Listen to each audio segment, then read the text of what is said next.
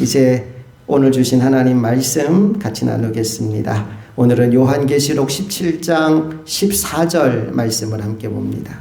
다 같이 읽을게요. 시작. 그들이 어린 양과 더불어 싸우려니와 어린 양은 만주의 주시오 만왕의 왕이심으로 그들을 이기실 터이요 또 그와 함께 있는 자들 곧 부르심을 받고 택하심을 받은 진실한 자들도 이기리로다. 아멘. 아멘.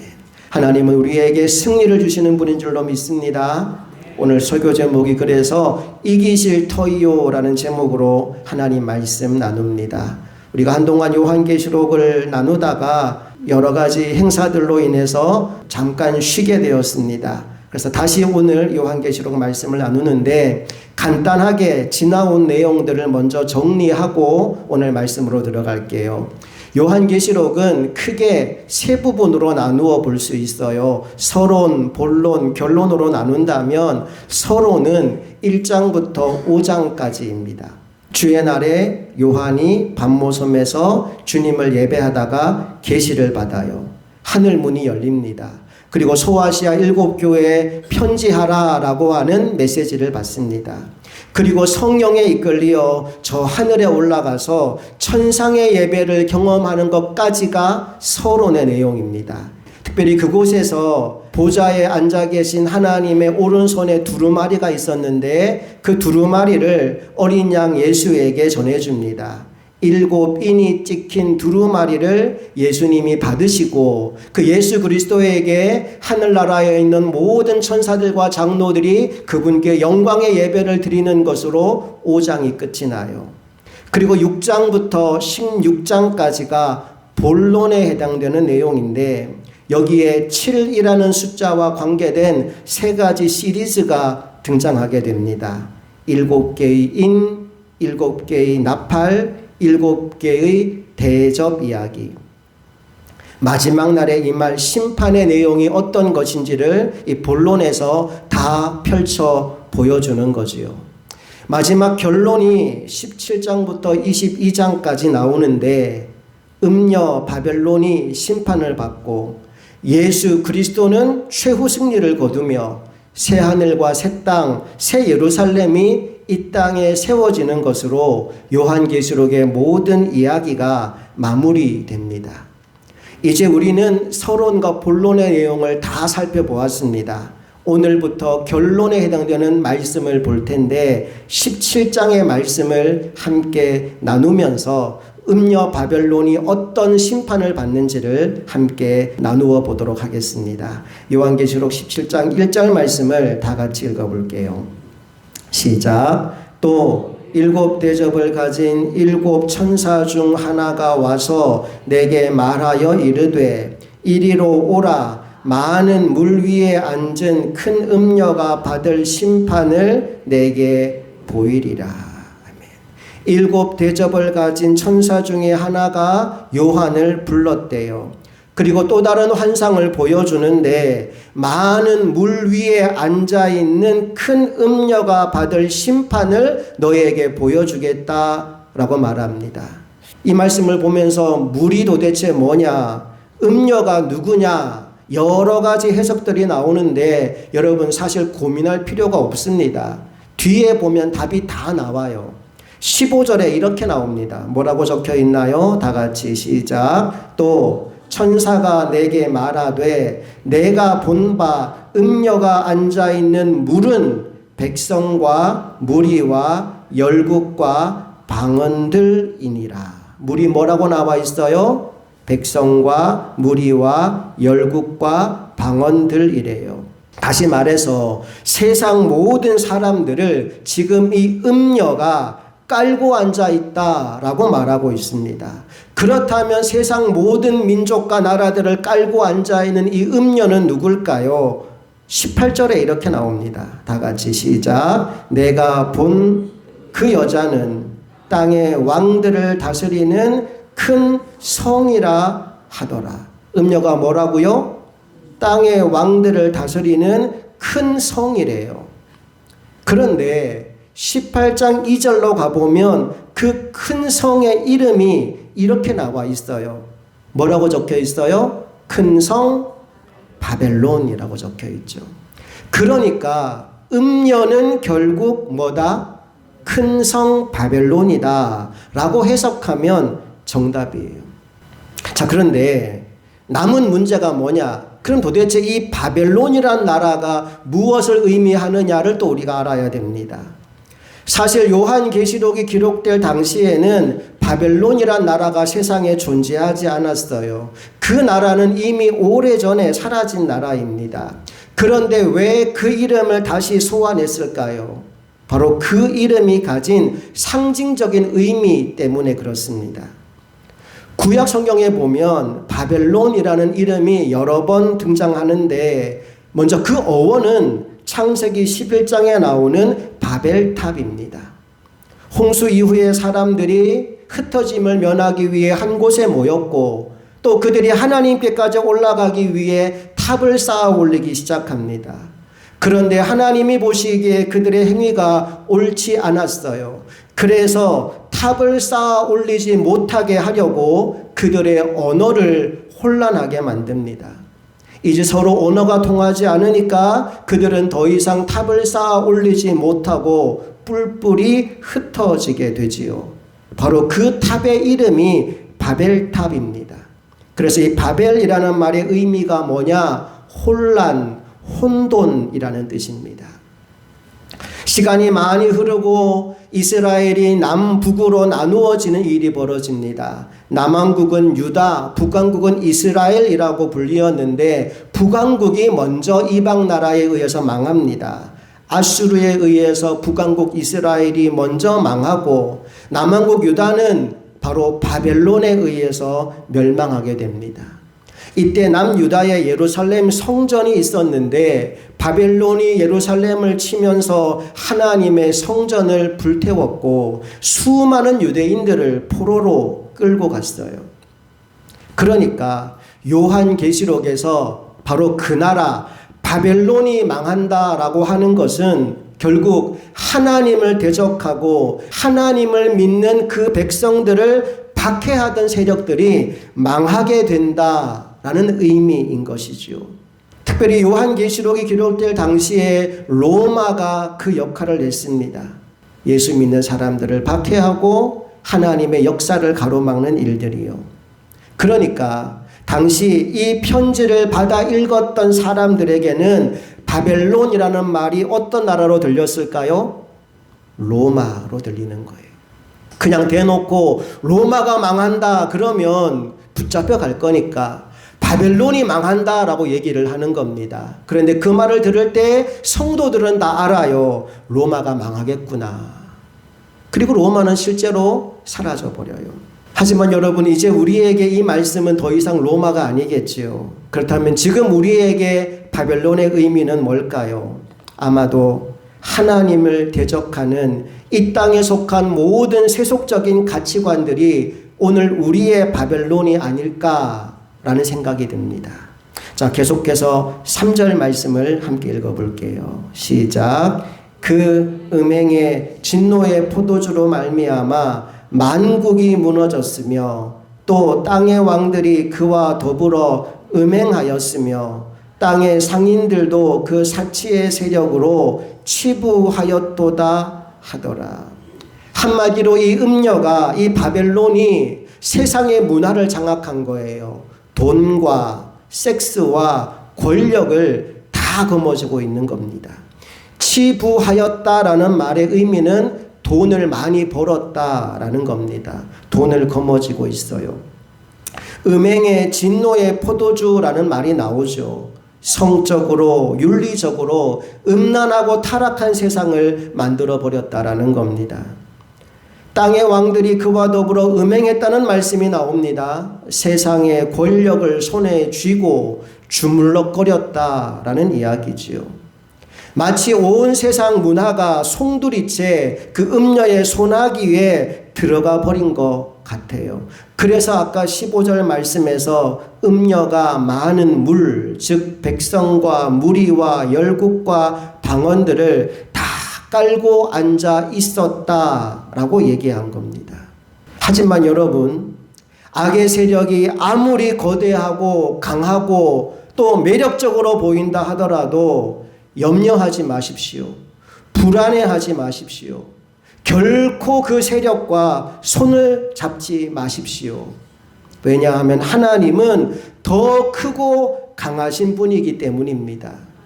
그래서 하나님은 이 바벨론에 살고 있는 믿음의 사람들에게 이런 명령을 하십니다. 요한계시록 18장 4절 말씀을 다 같이 읽습니다. 시작. 또 내가 들으니 하늘로부터 다른 음성이 나서 이르되 내 백성아 거기서 나와 그의 죄에 참여하지 말고 그가 받을 재앙들을 받지 말라. 우리 빨간 글씨만 한번 더 읽습니다. 시작. 내 백성아 거기서 나와 그의 죄에 참여하지 말고 그가 받을 재앙들을 받지 말라. 여러분, 요한계시록에 나오는 모든 심판과 재앙은 사탄과 그를 따르는 하수인들을 위해서 예비된 것입니다. 죄를 멸하기 위해서 그 심판이 임하는 것입니다. 그런데 사람들이 그 죄에 참여하면 사탄을 멸하실 때 그 사람이 함께 멸망을 당하게 되는 겁니다. 때때로 이런 질문을 하는 사람이 있어요. 하나님이 천국만 만들지 지옥을 왜 만들었냐고. 사랑의 하나님이 지옥을 왜 만들었냐고 물어봅니다. 여러분, 지옥은 사람을 거기에 보내려고 만든 게 아니에요. 사탄과 그 하수인들을 거기에 멸하기 위해 하나님이 지옥을 만든 겁니다. 그런데 문제가 뭐냐? 하나님을 섬기지 않고 하나님을 따르지 않고 사탄의 종 노릇한 사람들은 어쩔 수 없이 사탄과 함께 사탄이 받게 될 지옥의 형벌을 받게 되는 거예요. 그래서 하나님께서 다급하게 내 백성아 거기서 나와라. 그들의 죄에 참여하지 말아라. 그래서 그들이 받을 재앙을 받지 말아라 라고 외치고 계신 겁니다. 이 장면을 보면서 저는 구약에 나오는 유황불이 떨어졌던 소돔과 고모라 생각이 났어요. 그때 하나님이 아브라함을 생각하셔서 롯에게 천사를 보내십니다. 하나님이 롯과 그 가족을 구해내기 위해 천사를 보냈는데 그때 롯의 가족이 롯과 아내와 두 딸이 있었어요. 네 식구가 살았습니다. 멸망의 소식을 전해들은 롯은 이 두 딸이 모두 약혼자가 있었거든요. 먼저 약혼했던 그 예비 사위들을 찾아가서 이 소식을 알리게 됩니다. 그런데 그 예비 사위들이 장인의 말을 뭐로 여겼대요? 농담으로 여기고 따라오지 않았다라는 겁니다. 여러분, 하나님의 말씀을 농담으로 여기지 않기를 주님 이름으로 축복합니다. 헛소리가 아니라는 거예요. 그런데 그들은 농담으로 여겼어요. 할 수 없이 내 식구가 피난을 떠나는데 유황불이 떨어져서 소돔이 멸망하는 그 시간에 절대 뒤를 돌아보지 말라고 한 천사의 말을 듣지 않았던 한 사람이 있었어요. 바로 롯의 아내가 뒤를 돌아보았고 결국 그 자리에서 뭐로 변했다고요?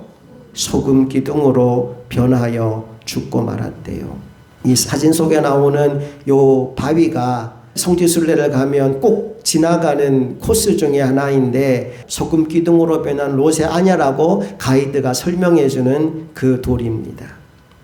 여러분, 뒤돌아보지 마십시오. 세상 것에 미련을 두지 마십시오. 표대를 향하여 앞만 바라보고 믿음의 걸음을 내딛는 하나님의 사람들이 다 되실 수 있기를 주님 이름으로 축복합니다. 옆 사람과 한번 인사할까요? 절대 뒤돌아보지 맙시다. 인사하겠습니다. 아멘. 자, 다시 본문으로 돌아와서 음녀는 세상의 모든 부와 권력과 인기와 명성을 차지하게 됩니다. 그리고 그 힘으로 성도들을 끊임없이 핍박합니다. 6절 말씀에 이런 말씀이 기록되어 있네요. 다 같이 읽어볼게요. 또 내가 보매 이 여자가 성도들의 피와 예수의 증인들의 피에 취한지라. 내가 그 여자를 보고 놀랍게 여기고 크게 놀랍게 여기니. 요한이 보면서 깜짝 놀랄 만큼 성도들의 피, 예수의 증인들의 피에 이 여인이 취해 있었다라는 겁니다. 끊임없이 박해를 한 거예요. 그러면서 7절 이하의 말씀에 여자와 짐승과 7 머리와 7 뿔에 관한 설명들이 쭉 이어지게 되는데, 한마디로 큰 권능과 능력과 권세를 다 가지고 있었다는 거예요. 13절 말씀에 보니까 그 모든 힘을 오직 한 곳 짐승에게로 집중했다는 말씀이 나옵니다. 13절 다 같이 시작. 그들이 한 뜻을 가지고 자기의 능력과 권세를 짐승에게 주더라. 드디어 그들의 힘이 한 곳에 모여집니다. 그리고 마지막 전쟁, 소위 말하는 아마겟돈 전쟁을 준비하게 되지요. 아마도 자기들 나름대로는 해볼만 하다라고 판단했을지 모릅니다. 그런데 그 전쟁은 너무나 쉽게 끝나버리고 말아요. 14절 시작. 그들이 어린 양과 더불어 싸우려니와 어린 양은 만주의 주시요 만왕의 왕이심으로 그들을 이기실 터이요 또 그와 함께 있는 자들 곧 부르심을 받고 택하심을 받은 진실한 자들도 이기리로다. 한마디로 수준이 다른 겁니다. Another level인 거예요. 어린 양은 만주의 주시요 만왕의 왕이심으로 그들을 이기실 터이요. 사탄의 세력이 아무리 많고 강하다 하더라도 우리 주님의 발끝에도 미치지 못하더라는 겁니다. 자, 그런데 말씀을 보니까요, 예수 그리스도와 함께 승리한 사람들이 나오는데 그들의 4가지 특징이 언급되어 있어요. 첫째, 그와 함께 있는 자들. 둘째, 부르심을 받은 자들. 셋째, 택하심을 받은 자들. 넷째, 진실한 자들. 나는 저와 여러분이 이런 사람들이 다 될 수 있기를 간절히 소망합니다. 그런 의미에서 이 각각의 특징들을 묵상하는 것으로 오늘 설교를 마무리해 보려고 합니다. 첫 번째가 뭐예요? 그와 함께 있는 자들이라고 되어 있어요. 여기서 그와 함께 있다라고 하는 것은 어린 양 예수와 함께 있다라는 겁니다. 요한복음 15장 5절에서 예수님이 이런 말씀을 하셨어요. 나는 포도나무요 너희는 가지라. 그가 내 안에 내가 그 안에 거하면 사람이 열매를 많이 맺나니 나를 떠나서는 너희가 아무것도 할 수 없습니다. 다시 한번 다 같이 읽어볼게요. 시작. 나는 포도나무요 너희는 가지라. 그가 내 안에 내가 그 안에 거하면 사람이 열매를 많이 맺나니 나를 떠나서는 너희가 아무것도 할 수 없습니다. 나무가 있고 가지가 붙어 있어요. 그런데 그 가지가 붙어 있어야 원나무로부터 나오는 에너지를 받아서 열매를 맺을 수 있지요. 만약 가지가 꺾여지거나 분리되어지면 그 가지는 열매를 맺을 수가 없는 겁니다. 포도나무에 붙어 있고 그 안에 거할 때 열매를 많이 맺어요. 포도나무 되신 주님을 떠나서는 우리는 아무것도 할 수 없는 존재가 되어집니다. 여러분, 주님과 함께 하십시오. 그때 여러분은 모든 것을 할 수 있는 사람이 될 줄로 믿습니다. 하지만 반대로 우리가 주님을 떠나버린다면 우리는 아무것도 할 수 없는 존재가 된다는 것도 여러분 기억하시기를 부탁드립니다. 그리스도인, 예수 믿는 사람을 크리스찬이라고 부릅니다. 이 크리스찬이라는 단어는 그리스도를 의미하는 크라이스트라는 단어에 전미어 IAN이 붙어서 만들어진 단어입니다. 그런데 이 IAN이라고 하는 전미어를 어떤 목사님이 이렇게 풀어서 설명하더라고요. I am nothing. 나는 아무것도 아닙니다. 그리스도는 모든 것 되십니다. Christ is everything. 그리스도는 모든 것 되시는데 나는 아무것도 아닙니다. I am nothing. 자, 크라이스트 뒤에 IAN이 붙어 있으면 뭐가 된다고요? 크리스찬이 돼요. 모든 것을 할 수 있게 됩니다. 왜냐하면 모든 것을 할 수 있는 그리스도에게 붙어 있기 때문입니다. 그가 내 안에 내가 그 안에 거하면 열매를 많이 맺나니 우리가 모든 것을 할 수 있게 됩니다. 열매를 많이 맺게 돼요. 그런데 크라이스트에서 IAN이 떨어져 나오면 I am nothing. 나는 아무것도 할 수 없는 무기력한 존재가 되어버리는 겁니다. 그러므로 여러분 한순간도 주님과 떨어지지 말고 주님과 함께 있는 사람들이 다 되시기를 간절히 소망합니다. 한 번 더 옆 사람과 인사할까요? 주님과 함께 있읍시다. 인사하겠습니다. 아멘. 자, 둘째 또 어떤 사람들이라고 나와 있었죠? 부르심을 받은 자들이라고 나와 있어요. 우리들은 우리의 의지로 예수님을 믿은 게 아닙니다. 주님이 우리를 은혜의 십자가 앞으로 불러주셨기 때문에 우리는 주님을 믿게 된 겁니다. 아까도 우리 찬송 불렀지요? 예수가 우리를 부르는 소리 금성 부드러워. 예, 맞아요. 우리는 그냥 나온 게 아니에요. 우리 주님께서 부드러운 음성으로 저와 여러분을 불러주셨고 또 우리가 그 부르심에 순종으로 반응하였기에 이 자리에 나와서 앉아있게 된 겁니다. 교회라는 단어가 에클레시아인데 이 단어는 소집하다, 불러내다 라는 뜻의 에클레오라는 동사에서 파생되어 만들어진 단어입니다.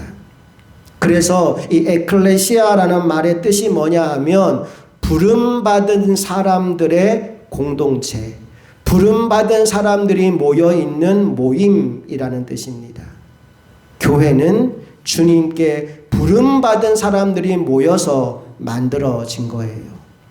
옆 사람을 한번 보실까요? 그리고 옆 사람에게 이렇게 말씀해 주세요. 당신은 하나님께 부름받은 사람입니다. 네, 사람이 불러서 온 게 아니고 하나님이 불러서 이 자리에 오신 줄로 믿습니다. 계속해서 세 번째 어떤 사람들? 택함을 받은 자들이라고 나오죠. 택함을 받았다라는 것은 선택을 받았다는 겁니다. 여러분 대학에 원서를 얻는다고 다 합격하는 거 아닙니다.